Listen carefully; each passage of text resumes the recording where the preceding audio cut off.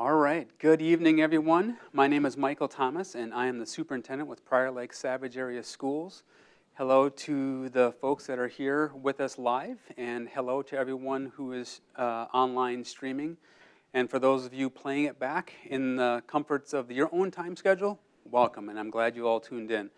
Every year, I have an opportunity to deliver a state of the district, which gives the community a little sense of what's happening, what are some key changes, where are the areas of focus, and it's an opportunity for you to learn a little bit more about who we are as a school system, and also our opportunity to invite you to be a full participant in the process here, whether you're a parent, community member, business owner, etc. There's always an opportunity for you to partner here in our school systems, and we need you. You know, this is a community district, and we're proud of that. And so looking forward to the conversation that we can have this evening and your participation as well.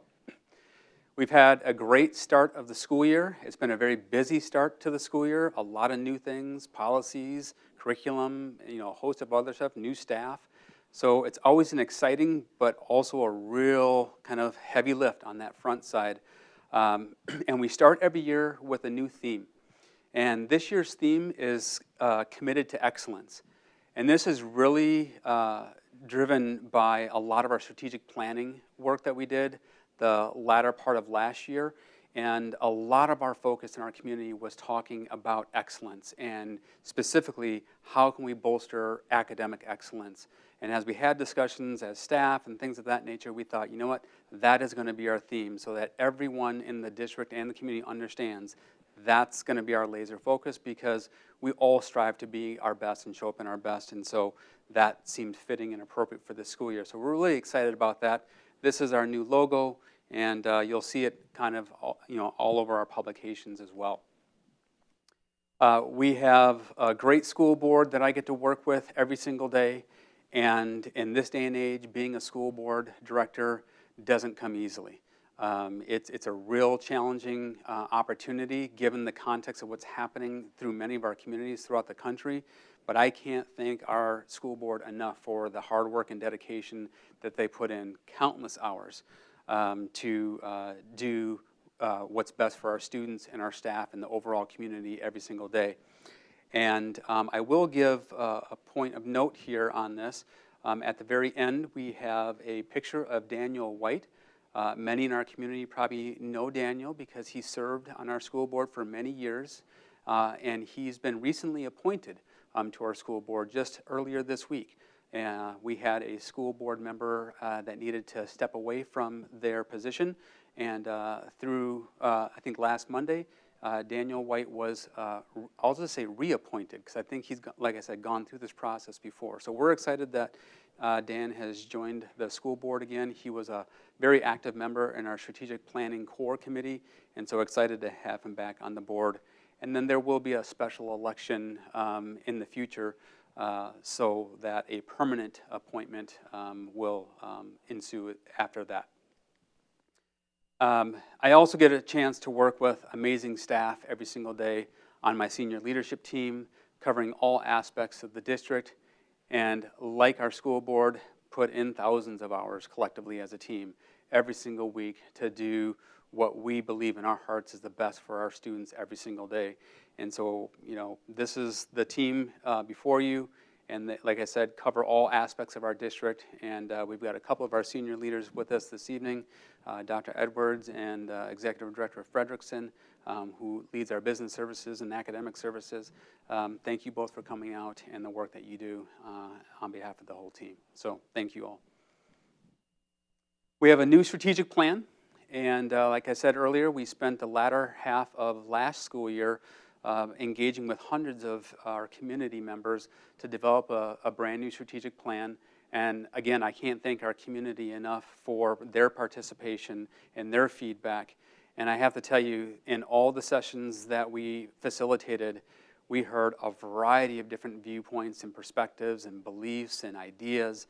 And to be able to demonstrate how you can take a lot of divergent perspectives, bring them together around one cohesive plan that's to accelerate the experiences of our students so that they are prepared for life, that was a beautiful thing to be a part of. And so again, thank you to our community. Some of you were part of that process to land on the strategic plan. And it's more than just a shelf document that goes into a 3-ring binder and nobody sees it again. This is a living, breathing document with a new vision about being world-class, driven by results here in our district, our new mission to ensure that all of our students are reaching their full potential, 4 very clear priorities, with academic excellence being the dominant conversation in our strategic planning and engagement with our community, our ability to optimize a variety of resources to support positive learning environments, and then lastly, to ensure that we are very intentional around those community partnerships.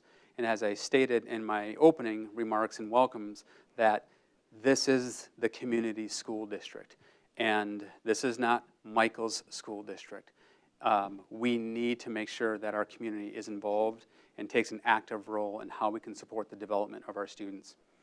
And all of this work is grounded in 4 core beliefs: accountability, respect, unity, and stewardship. And I'm focusing a lot on unity this year, just simply because it doesn't matter what news outlet I turn on. I am seeing so many examples of division, and quite honestly, I'm just very fatigued by a lot of that. And when I think about our work with the Strat Plan and how we came together as a community to develop this, I know how that made me feel as a superintendent.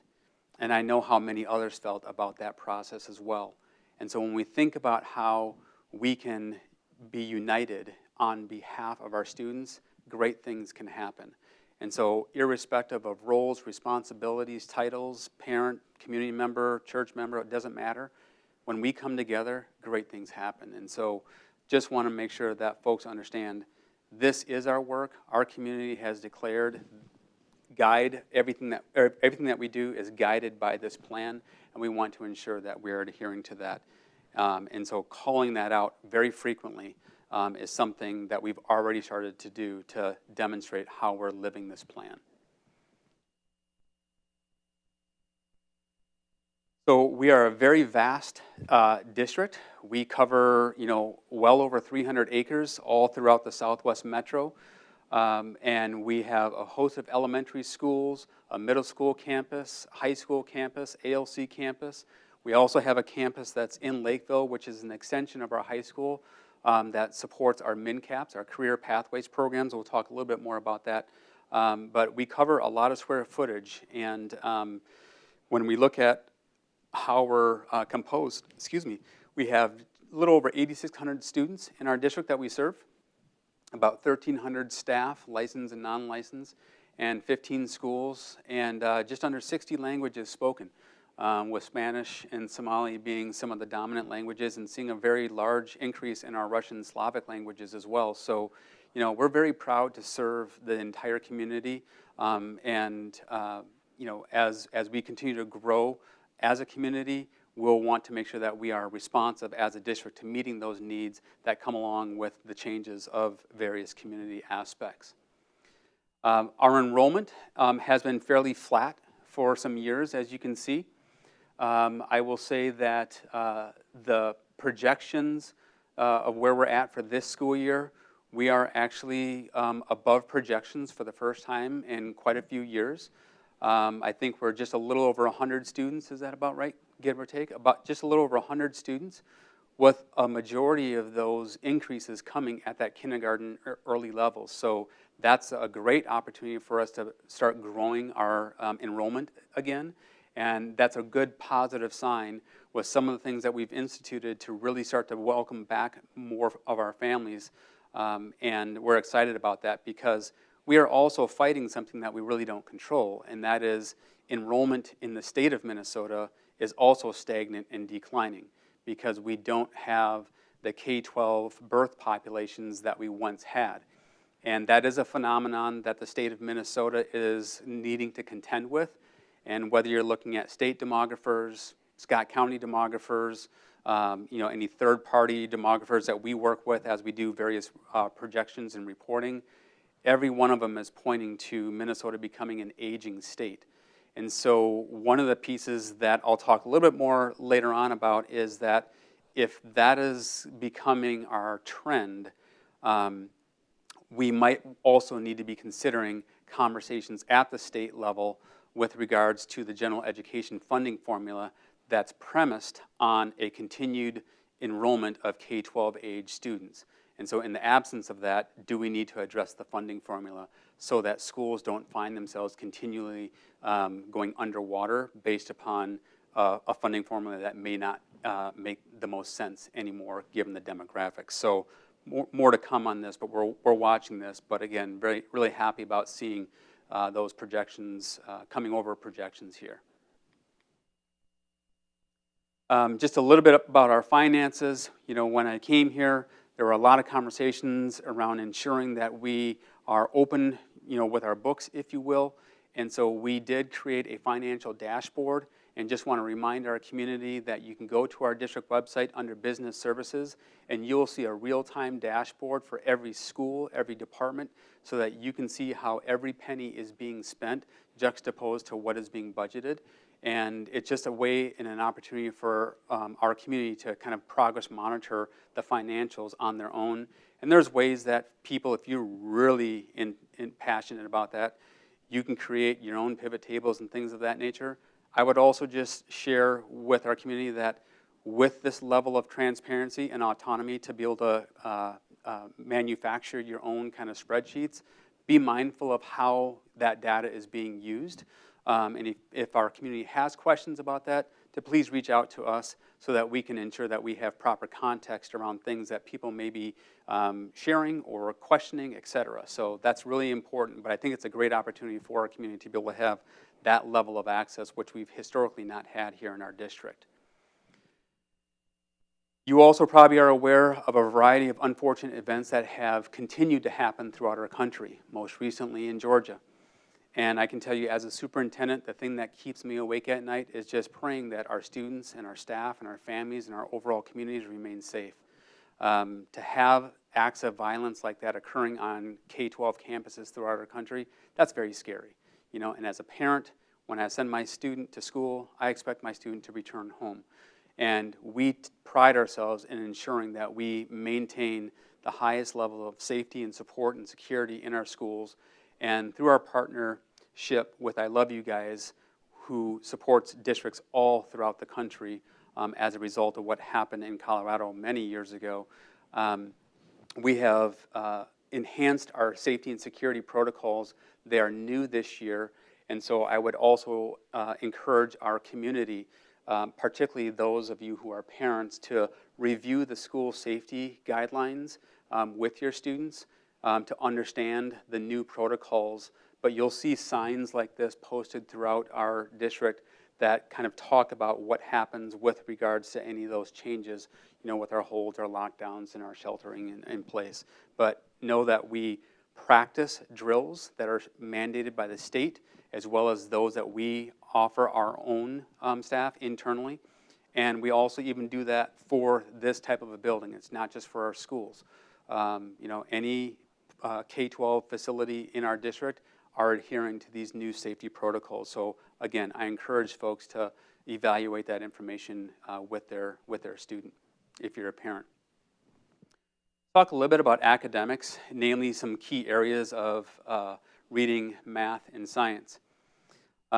So when you take a look at our reading scores, this is an aggregate of our MCA scores, which is our state standardized test based for literacy in math and science. And you can see our scores have been fairly flat, you know, for quite some time, you know, slightly above state averages,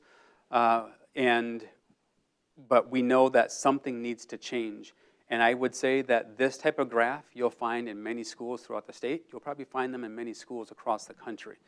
That those standardized literacy and math scores are flat to declining. And there's a couple of conversation points that are going to need to be had about this.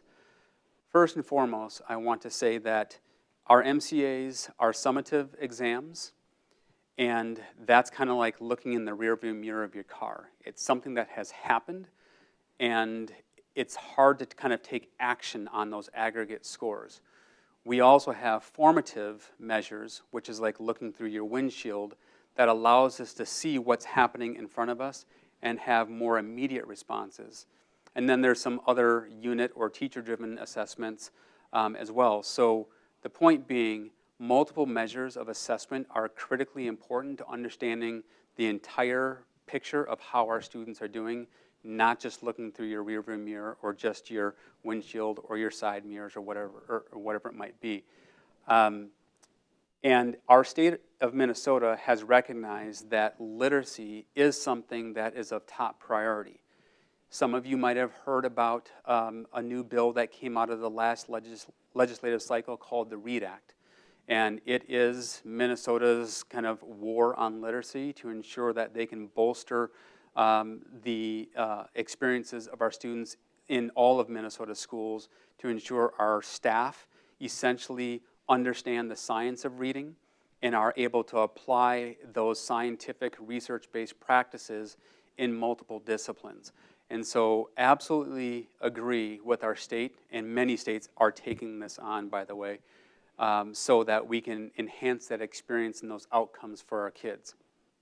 I would also say another conversation that will need to be happening and is already starting to happen is really understanding how the MCAs are aligned to the actual standards that teachers are governed by for instruction. And right now, there's a bit of misalignment, particularly around reading, where MCAs are more assessing the structures of reading versus the scientific skill sets of reading. And standards are premised in skill sets of reading embedded within broader structures of reading. A fancy way of saying, we assess down here, but we're teaching up here.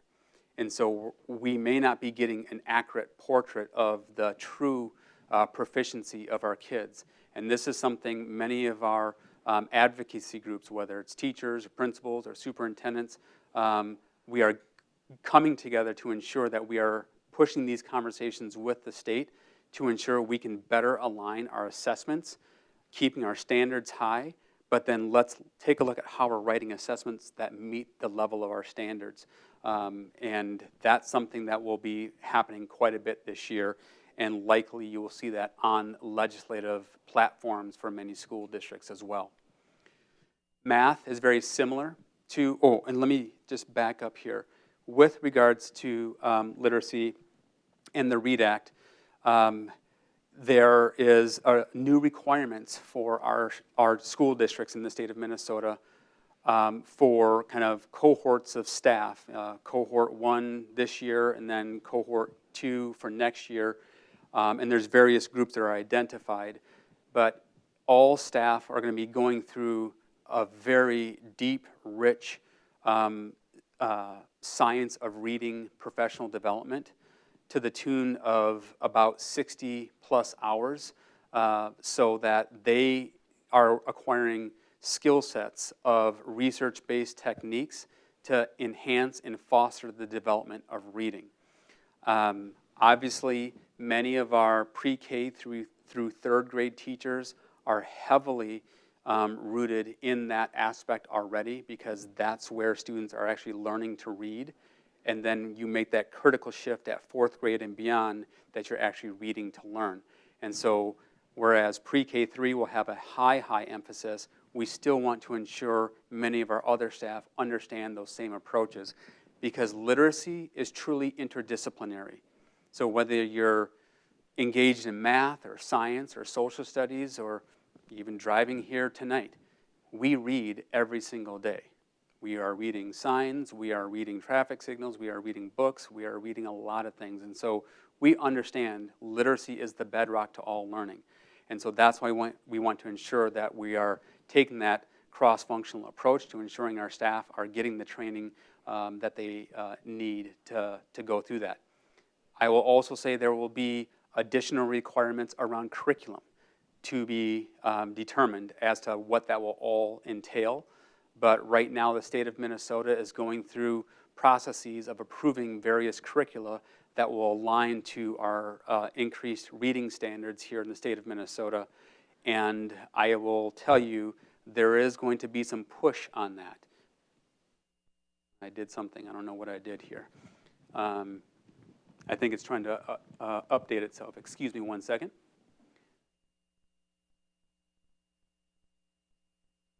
I think we're back in business.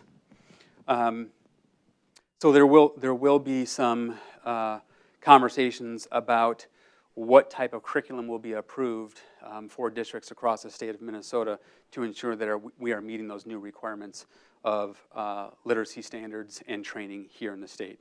So this is a huge focus for us in our district. All of our release days and professional development is heavily focused solely on READ Act, because we have deadlines that we have to meet at the state to ensure the appropriate staff are trained by certain dates so that we can continue our learning progressions of our staff. Math is very similar, where as a state we see fairly flat and in some cases declining measures. This is something that we've been discussing for quite a few years, in our district, and actually similar to what we did with reading, we adopted an early phonics program about 3 years ago that when we followed the inaugural cohort of kids going through that, they are doing very well and seeing that those kind of curricular supports have a great impact on our readers. Similarly, we changed our elementary math curriculum 2 years ago, I believe it was, and we now have Bridges Math coming through, and that feeder aspect into the middle school, we have adopted a middle school math that from a research standpoint aligns to the Bridges curriculum, and we're already seeing promising practices in our elementary Bridges curriculum, and so having that continuity K-8 was really important. That heavily drove a lot of decisions around that adoption. And then when you get to high school, there's not a singular like 10th grade curriculum. It's now course driven. And then there's a lot of supplemental materials that we'll be looking at and reviewing to ensure as kids kind of break off into those math tracks in high school of content specific areas, we'll have the appropriate alignment with that as well. We'll be doing a deeper dive in a few weeks in October with the board and our community when we have a focus with our academic division on unpacking a lot more beneath the aggregate scores as to the so what and focus on the now what and what are we actually doing in response to what we are seeing. And science is an area that I will go back to some of this incoherence of assessments and outcomes, and I'll talk a little bit about that on a few different slides. So science is tested in 5th, 8th, and high school, and right now, that very similar to math and literacy, we are seeing drops or stagnation in science. And I will tell you that the challenge that's before us is that our materials in science have been kind of pushed to the back burner. The state has been retooling science standards for the state, and we have been kind of in flux with that, as well as our curricular options for that. We've identified a need to update our curriculum, but because of the emphasis on literacy and because of our emphasis on math, that has been something that has not been able to accelerate at that same rate as our science and math. We do know that this past year, our high school took on a lot of standards review within science. We actually had a conversation with our board, I think it was last year, Dana, on science. That was one of our goal areas at the high school to begin looking at that because ACT science is another aspect that we look at. And what our staff found, similar to what I was just sharing earlier, is as they unpacked the standards of science and looking at projected new standards, there was a significant disconnect between our MCA science assessments by the state and actually where the standards were going, like a significant disconnect. So our staff took this upon themselves to kind of realign their standards to their instructional models, and this is something that we talked with our board about last year as well, to ensure that we can shorten that gap between assessment and practice. And what we've been able to see this year is that our high school actually went up quite a bit in science. And we noticed it not only just on the MCA science for high school, but our staff at the high school also observed that correlation to the ACT science measures as well. So it just shows when we've identified a big gap in assessment to practice and we put our efforts and resources to filling that gap, better outcomes for our students ensue. So that is something that we'll comprehensively be taking on. I don't know when our bandwidth for taking this on, given now the READ Act that has just passed. A lot of our resource and time is dedicated there. And so we'll have to get very innovative as to how we can approach that conversation as well as math and literacy that we've been focusing on. Talking a little bit about ACT here. This has been a fairly strong aspect of our district. And you can see we are slightly above where our state performs. But I will say the national average, I think, is 19.5. And so we are above that national average. We're above that state average as well. And that's something that we're very proud about. I will also tell you it demonstrates where it matters and when it matters. Our students show that. We are continuing to see opt-outs with MCAs, particularly at the high school, and I would say specifically for courses at the 11th grade, because there are aspects of some of our assessments that by the time you get the data, those students are seniors. Nothing's going to change. They're already geared towards graduation. They're not going to go back and retake something. So we are also in conversations with the state to talk about the sequencing of assessments and where it actually makes sense. And if the state wants to gather valid data, maybe we need to address the sequence where actually it might make sense for kids to care about taking that test versus them just saying, no, I'm going to bypass that because ACT actually means something to me because I need that for college. I don't need this 11th grade assessment. Those are very real conversations that our counselors are having with our students. And our students are just, they're speaking their truths. We can't force them to take it. If a parent opts out, that's their right, that's their choice. But that is something that we'll contend with. We do not see that same pattern with the ACT. Our students demonstrate they actually care about this assessment, and they show up for that. So glad that our high school has really taken on those efforts to bolster the ACT participation and reflected in their continued growth and support. So this also shows where there's a slight disconnect between our assessments and kind of the culmination of being able to walk across that stage. So we have very high graduation rates in this district. It's something we should be very proud about. And these are not inflated graduation rates. These are very real rates that have been consistent for years. And my push to some of my state colleagues is when you take a look at some of these measures as a state, and you see many districts boasting these types of graduation rates, kids can't be that far behind and have this level of demonstrated cumulative success. Something's not aligned. And so this is the conversation from an advocacy standpoint that I would enlist our community to engage in with your local electeds. Many of our, Dr. Edwards and I will also be part of our respective groups lobbying at the state level to have this conversation.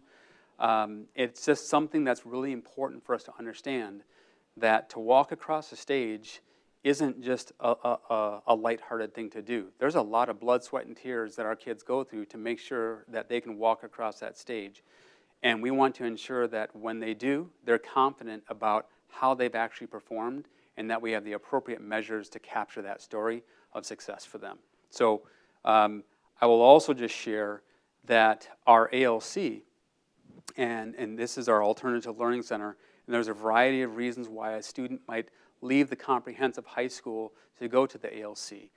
But the ALC is going to offer a smaller learning environment. It's going to offer more independent study options for students based upon maybe life situations or challenges that a student and their family might be going through so that they can find success. And I will tell you, 3 years ago, the ALC graduation rates were around that mid 40%, as if we just looked at the ALC in and of itself.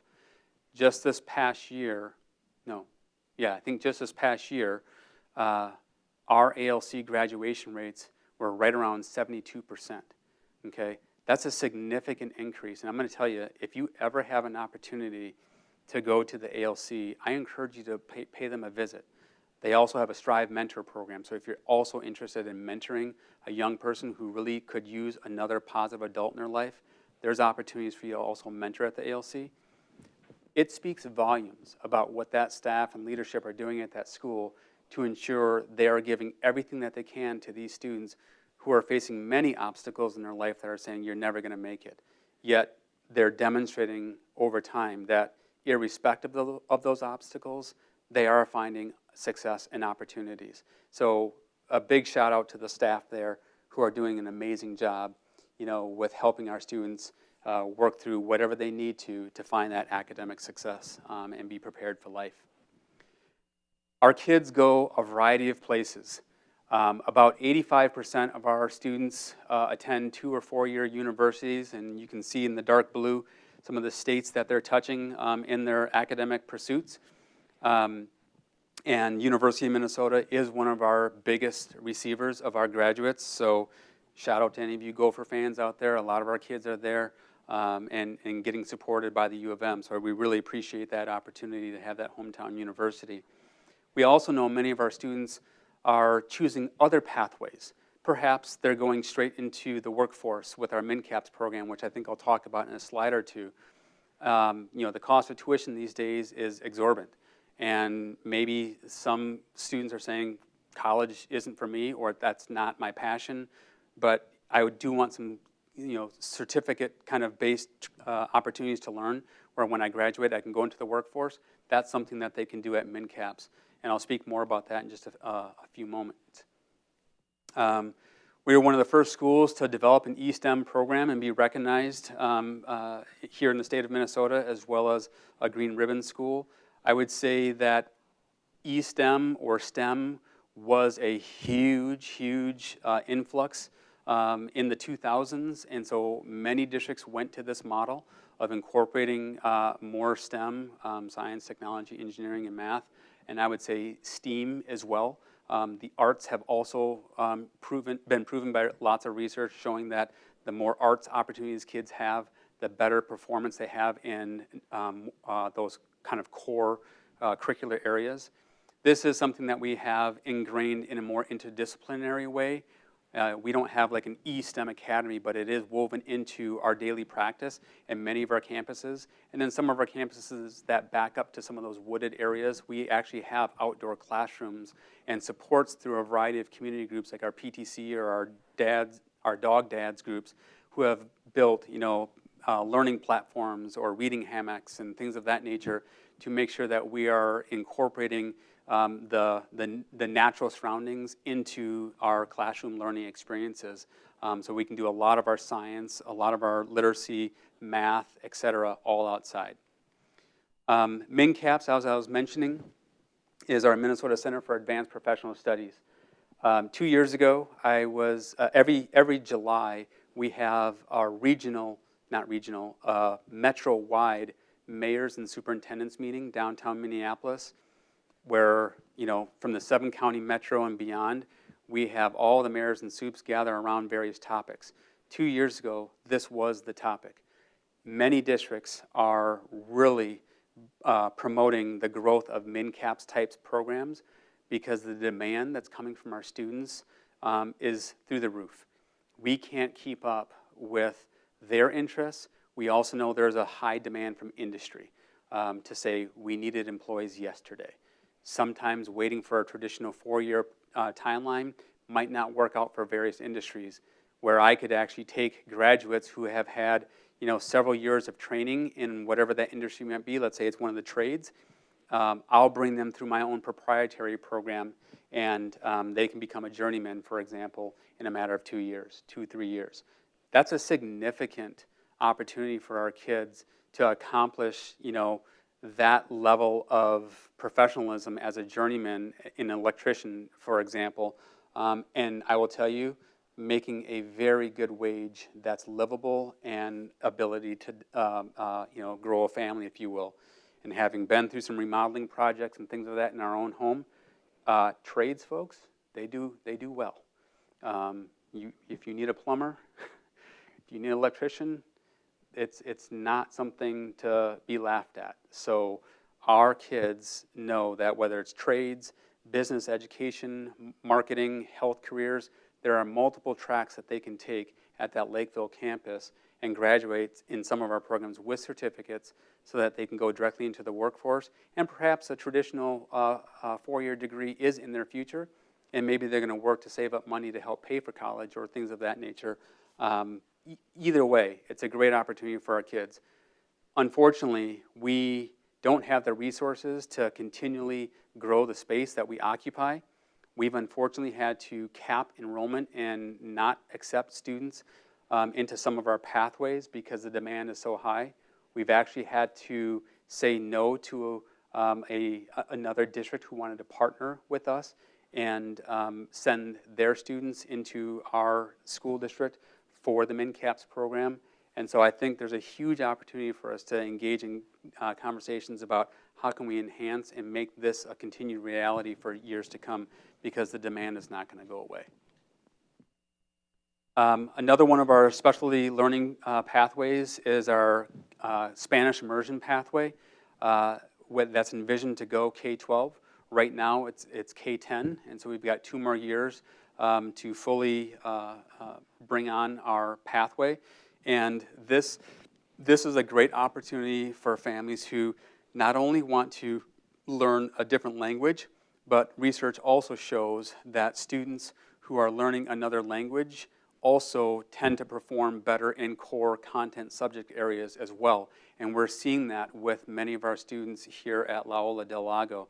And in fact, when we measure that just recently with our Apple test, and that's assessing their ability to speak Spanish, students who've participated in our immersion program through 8th grade, they are scoring 60% ahead of the national average of students who are in commensurate dual immersion programs. And our 5th graders, they've also outperformed national average in all those subtests, and that's your reading, comprehension, speaking, and listening skill sets.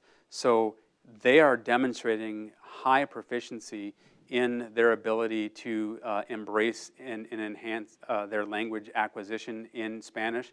And if you're a La Ola parent, I encourage you to go to their State of the Schools, because they'll also unpack their MCA reading and math and show the correlation between learning Spanish and how that's translating into higher performance than our other students in the district based upon their MCA math and reading scores. And so we're starting to see that trend and showing that correlation between research of learning to speak another language and transferring that level of development in the brain to other core content areas as well.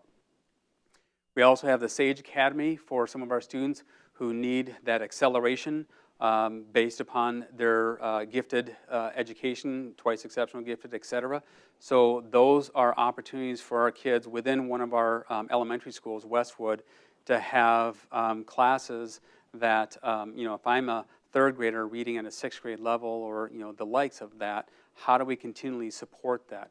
And that's something that we will continually see in our students, because we have students who need the support of special education services. We have students who need the support, of gifted education services, and a lot of students in between. And so our ability to meet that continuum of learners is absolutely critical and paramount for us, and of top priority for serving the needs of all of our kids. I want to just share briefly about community education. And I know we talk a lot about our traditional K-12 or pre-K-12, but community education is something that really enhances the overall experiences within any school system. We are seeing participation rates beginning to surpass where we were pre-COVID in many of our special education classes and in core programs. And I think, again, a huge testament to the staff that are developing these comprehensive course guides that are truly responsive to the desires and the needs of our community. And whether it's a cooking class, a language class, various activities, swimming, etc., there are classes for everybody. And Joel Dahl, who leads community ed, talks about, we serve birth to earth. And that is something that that team and all of us should be proud about. And so I just encourage you to take a look at their website here, and you can take a look at many opportunities to become involved, not only in classes, but I would also say that they are looking for participants in our community for the Community Education Advisory Council. And those are members from our community who help guide the work within community education. So if you or anyone you know are interested in becoming active in our district, we do have some slots open in that Community Education Advisory Council. But again, a great opportunity. A lot of community ed that we experience is pre-K, and so a lot of our pre-K learning is housed through community education. And but outside of that, there are a plethora of opportunities for our community to be involved. And so people ask me, well, Michael, I don't have any kids in the district. Why should I really care about the district? Well, there's a variety of reasons you should care, but one of them happens to be community education. If you're an adult learner, you can find many classes that could probably serve your adult interests. And I would say that if you have kids, you will also find a lot of activities in sports, etc., through community education that might not be offered during the school day. So great opportunity to connect there. And as a district, we're always wanting to ensure that we are continually improving. Learning is not a stagnant process. Schools are not a stagnant industry. Our kids come to us literally different from one day to the next. So as educators, we're always looking to modify and adjust and continually improve. And to do that, we obviously need resources of a variety of things to ensure that we are showing up our best, we are offering the best, and kids leave our school system with the best. And a lot of that comes by understanding, what does our community think, and what does our community say that they want us to, do or kind of be more responsive to. And I can tell our community that we do an annual stakeholder survey in partnership with the Studer Education Group. And I know many districts and many companies do surveys. Like, I don't think you could go to your favorite retail store without getting a receipt and they circle something and say, if you take this survey, you could get $5 off your next purchase or whatever. And I get it. We get surveyed to death. I can tell you as your superintendent that that feedback that you give to us as parents, as community members, as students, and as staff means a lot to us. Our senior leadership team unpacks that survey data that might be more germane to their area so that they can understand how do they need to maybe modify or adjust the areas of focus, their goals for the year, etc. When we look at the left-hand side here, areas of greatest improvement, I can tell you after my first year of being here, when we got feedback from our community, two aspects that they talked about were of concern or kind of a challenge area was safety on the bus in schools and the lack of connection with staff, namely at our schools. And so as a district, we said, this is a dominant theme that's emerging from this data. What are our activities, our goals, strategies to address that so that when we reissue that survey, we could see some improvement around those two areas? Because I have to tell you, if you don't feel safe, you're not going to plug and play. So that was really important to us.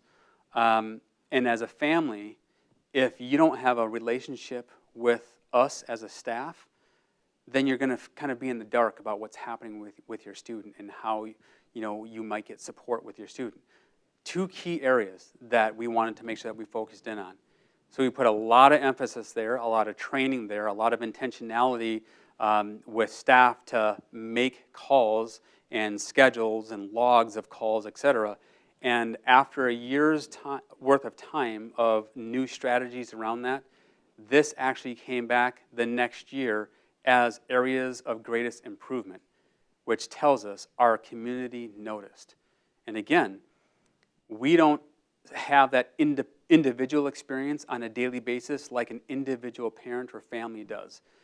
But when we see this in the aggregate and we see a theme, we now are aware of that and we need to do something about that.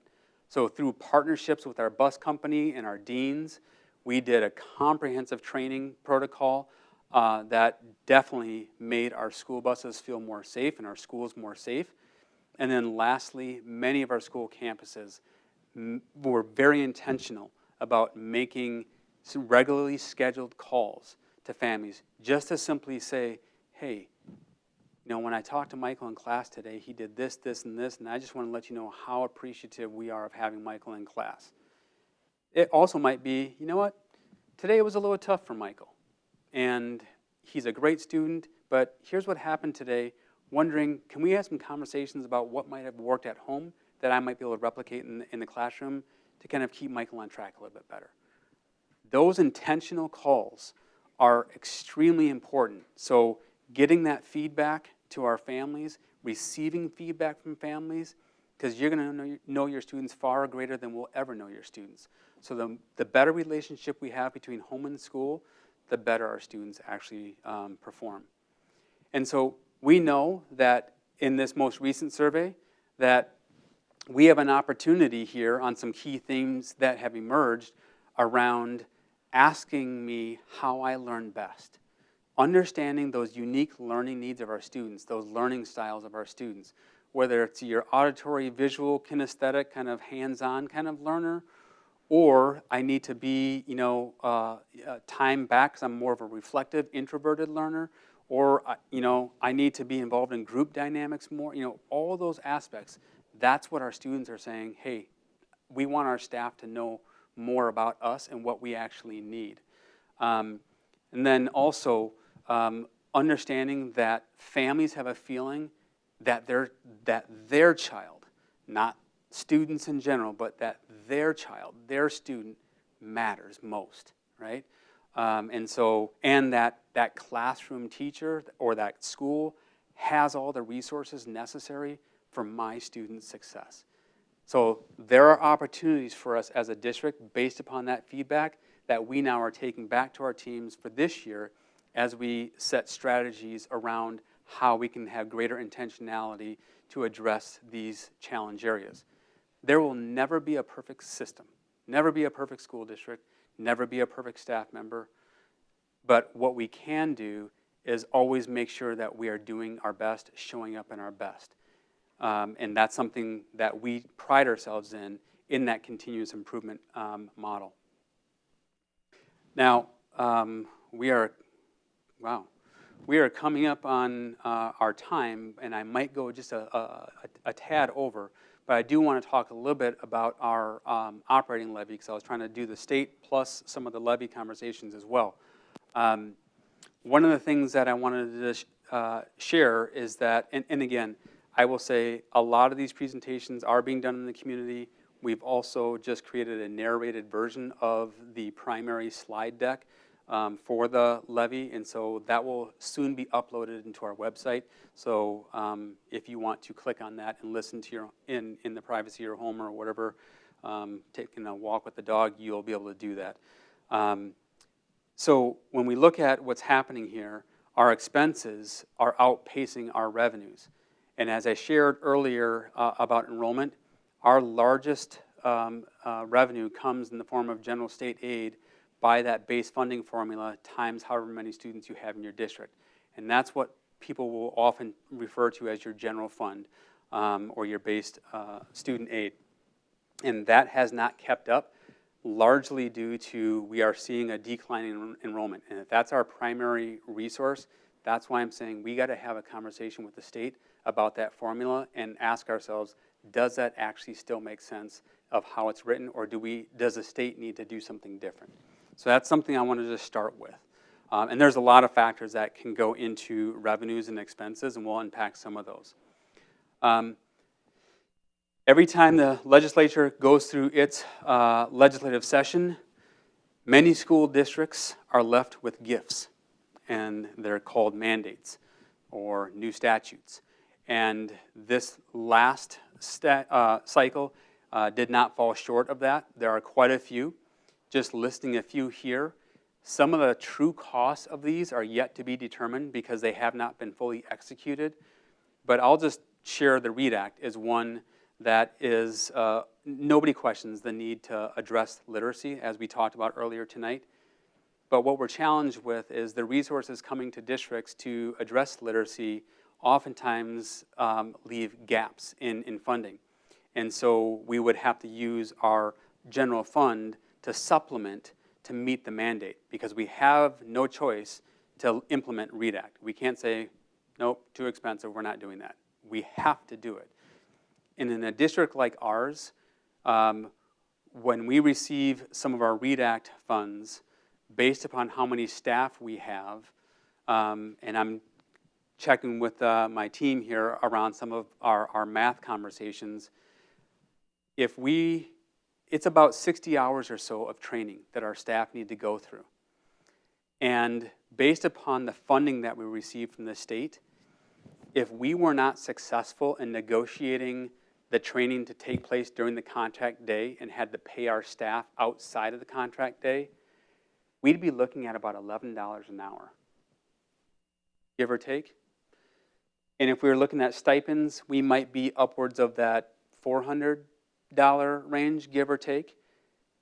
That's just not a lot of dollars to say, I need you to work outside of your contract and I'll pay you significantly less to do so. And so if the state want districts to do this with fidelity, my challenge, my concern is that it comes to us underfunded. And so I am very appreciative of our staff to have negotiated an opportunity to take care of this through the contract day and utilize some of those resources for additional cohorts in the future.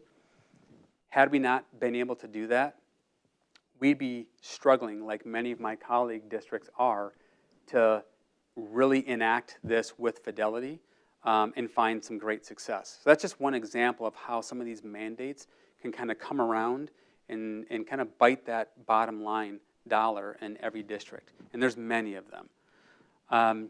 We also have not had our base funding formula tied to inflation. So without that being tied to inflation, what we thought was a good thing back in 2003 really put us underwater, to current date. We'd have about $9 million more if it had kept pace with inflation since 2003. Now, very thankful that our legislators finally tied the formula to inflation, but that inflation is capped at 3%. And given what we have seen in the recent past, 3% is not going to last very long by the time other factors in the economy kick in. So again, don't want to sound like we don't appreciate it, but this is where we continually kind of kick the can down the road a little bit. If this is a priority, the state really needs to figure out how they can demonstrate a different way to show up from a prioritization. And because of that, many of our revenues have not been able to keep up with the types of expenditures that are coming into our district year after year.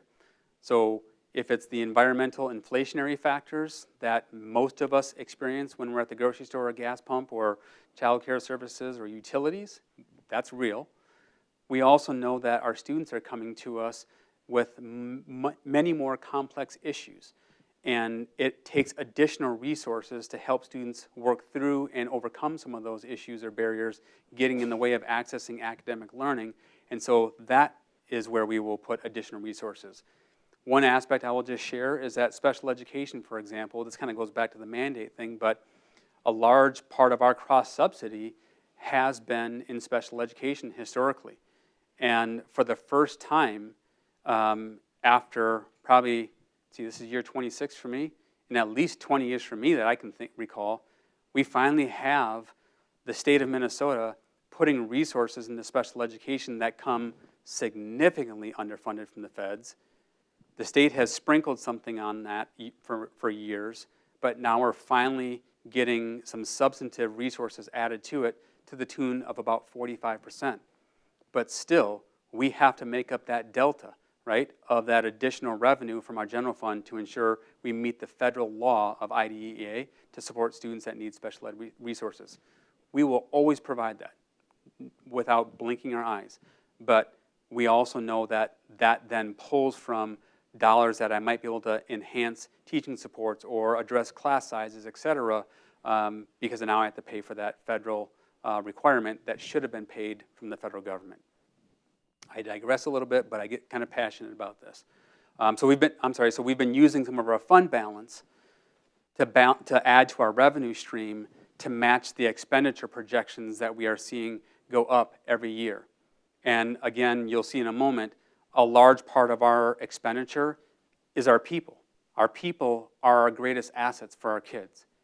Math and PE and science doesn't teach itself. Our people, our staff, our teachers do. Our paraprofessionals support that learning. Like those resources, they don't get cheaper. Bargaining groups, people don't grow up and make less money usually. You know, labor continually increases. So that's an expenditure that we're going to have to contend with as well. And when people say, well, Michael, why can't our students have, or why can't our district be like, and you can fill in a variety of different districts, I'm sure. And this is largely the reason why. When you take a look at our base funding formula that I mentioned earlier, which would be that zero line, everybody starts there. We have the authority to go to our communities to ask for a variety of different levies. We can ask for things like operating levies, tech levies, safety and security levies, capital bond levies, et cetera. So there's a variety of things that we can ask our community to go to the ballot and support. In Prior Lake Savage Area Schools, our current operating levy, and this is just looking at operating levies, sits at about $624 per student. Whereas many other districts here, kind of in our region, have significantly more resources coming to them on top of their base funding formula. So when you take a look at some of these other districts, this is why we can't be like, and then you can choose a variety of experiences that perhaps you are aware of or your students might be aware of. And that's a real big challenge. And so that's why we're asking our community, because I would say, sorry, I probably can't walk off. The expectations for our community desires will be kind of on the right-hand side of this graph, but the resources to support that are more on the left-hand side. So when we have this level of disconnect, we have to temper expectations of experience and outcomes based upon what those resources will afford. So that's the dilemma before us. So what we are currently asking this November is to have our per student levy, operating levy, be about $1,800, which in this illustrative example or sample of districts puts us right around the middle of the pack. And our community also stated that if we're going to engage them around a levy, they want to see some things in return. And so everything from improved safety and security being the number one, down to that enhanced Spanish immersion that sits around 62%, and safety and security is at 77%, and a variety of other things. They want to see something in return if you're going to ask them to support an operating levy. And that makes absolute sense. Like, I couldn't ethically say, please engage us on an operating levy and we won't do anything in return for that. Like, that's not going to sell. So we know we need to do something. And here's some additional dilemmas that we had to contend with to kind of get to where our current proposal is. And this dashed line is our policy floor of maintaining 8% fund balance, 8% of our budget in fund balance, our emergency reserves, if you will. And once we start dipping below that floor, we become not compliant with policy, and then eventually we could reach statutory operating debt with the state of Minnesota, which we then have to engage in some really deep discussions around fiscal solvency to ensure that we can develop a plan to kind of get back above the waterline, if you will. When we asked our community in this questionnaire here, in that same conversation, they determined, Morris Leatherman, that an additional $30 a month on your average $450,000 house was probably that sweet spot to get a levy across the finish line. And the challenge with that is that you can see how long that lasts and where that puts us. We wouldn't really be able to do much of anything on that previous slide in return for asking for that additional $30. And many of you in our community have probably heard me say right here from this dais that I would feel very disingenuous to make that type of an ask, knowing there's very little we could guarantee in return. That doesn't feel good to me ethically. I would also say that asking for $60 additional a month on that same $450,000 home is an exorbitant ask. I think that's way above what we should be asking, and that doesn't feel good. That's our statutory cap by law that we could ask our voters based upon the total taxable capital within our district. So what is that sweet spot in between that we might be able to find an opportunity to go to the community to have a conversation on the ballot and also deliver quite a bit of what they've expected to see in return? And that's how we've landed on the proposal of an additional $45 on a $450,000 median value home. Now, a couple of questions that usually come with this is, Michael, what happens if that doesn't pass in November? There are a couple of different strategies I'll walk you down. If that current ballot measure of proposal of $45 does not pass, we have the opportunity, perhaps a year from November, to go back to our community, rework a plan, and maybe we go to the $30 a month. And you can see $30 a month allows us to tread water for a little bit, but we're still going to start going underwater. But that is an option for us. And then if we don't pass the $30 a month, there are two other options before us. We can do nothing and let this thing ride to statutory operating debt in 28-29, or our board in this past legislative cycle now has the authority to renew, one time only, their current operating levy without having to go to the ballot. They have the authority to just say, we're going to continue what we have for the next 10 years. And that is an option as well. But you can see the renew only is right up there with the do nothing proposal. So this is a real consequential time that we're in, folks. And I just want to assure you, and you've heard me say probably at another board meeting, that my intent will never be to invoke fear in our community, but I am not going to shy away from tough conversations that we need to have and try to bring as much information around that topic as I possibly can so that we're all informed to make the best decisions. And these are tough conversations. I think these are scary conversations, but the intent is to say, how can we solve this dilemma before us? And that's what we're striving to do. So essentially asking to revoke our current, replace it with a new levy that would net us about $10.8 million in that first year. It would also be tied to inflation, so years 2 through 10 would have an inflationary index attached to it as well. And essentially what we're trying to do is maintain the great school system that we have, as evidenced that some of those earlier slides from this evening, enhance some of those academic experiences for our kids to really bolster those outcomes for our students, helping bring that support of behavioral aspects so that there are some barriers getting in the way, some emotional barriers, some behavioral barriers, whatever it might be, to that academic learning. We can address that. Continually expand those career and language immersion programs, and then strengthen the safety and security at all of our schools. obviously being the number one thing that our community said they would like to see in return for the conversation at the ballot. I would also share that if our community does not support the ballot in November, which again, the community will make that decision, then we need to have this conversation. And what you see here is just a conversation. Nothing here is set in stone. Nothing has been decided.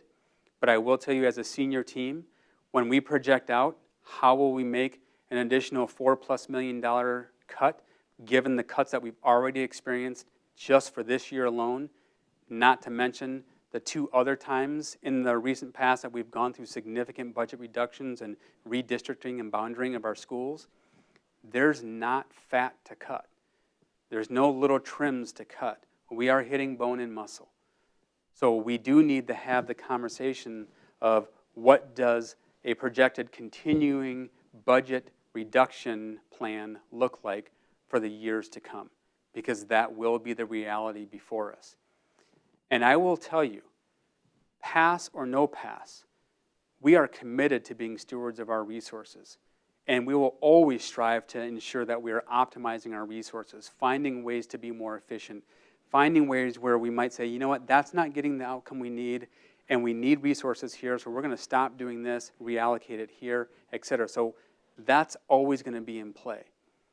But to make big cuts, this also needs to be in play. So there will be a task force of sorts that, pass or no pass, I would like to stand up so that we bring some layers of accountability, so that if we're building up a levy plan to invest in the outcomes for our future, we'll have folks helping to do that. Very similar to some of our other standing committees, like our core planning team, our policy committee, our T&L committee, et cetera. We want to find ways that our staff and our parents, and if appropriate, some of our students might be a part of these conversations. And then equally, if we're looking at how we're going to make reductions for successive years to come, it's very important that our community participates in that conversation as well. It's not going to be a place of convenience to be involved. If it's going to be a challenge, that's going to be an ask of the community as well. So we want to make sure that we are making the best decisions, because any reductions on that previous page will be very impactful. To cut an additional $4+ million next year, it's going to be impactful. So how do we do that in a way that would be least impactful, yet still meet the outcomes of our strategic priorities, namely academic excellence? So that's going to be a very tough conversation to have, but we are committed to ensuring that we have that.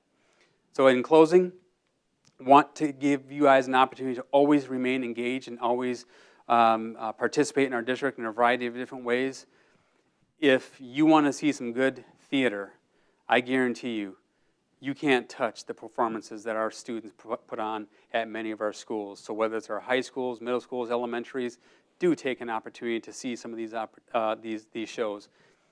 Our musical concerts, by far, I'm biased, I know I was a band kid, but that percussion ensemble concert last year, that was my first one because I missed it my first year.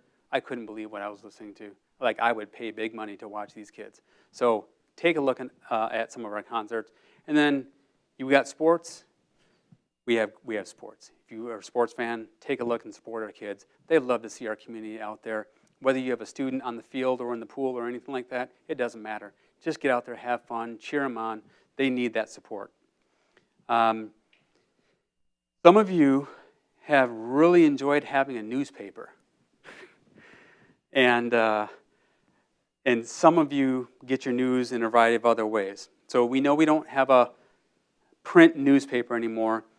So we've taken a lot of what we might publish in that and put that on our public notices. So on our website, at the very top blue banner, I think towards the right side, there's a public notices tab that you can click, and that will get you to areas where we would typically maybe publish something in the paper. It will be there. Any of you watching this, I would assume if you're playing it back, it might work too, but you can scan this QR code, subscribe to our communications. We'll give you feeds of a lot of information from our district. So there's great opportunities. And we're also using our local libraries to publish any of our public notices that are required by law to be posted publicly. That's also another opportunity for us to do that. And if you're looking for a great way to enhance the futures of our kids, you can volunteer with us, you can work with us, you can go to our HR website and find out all those opportunities to get involved in a more formal way within our district. So I just want to thank you all for coming out tonight. Thank you all of you who are dialing in remotely to this, and those of you who might be playing it back at a later date. I am honored to be your superintendent and love the opportunities to serve this community. I'm a resident here in this community, our families in this community, and I look forward to many years ensuring that our students, when they graduate, they are college, career, and life ready. So thank you so much, and enjoy the rest of your evening.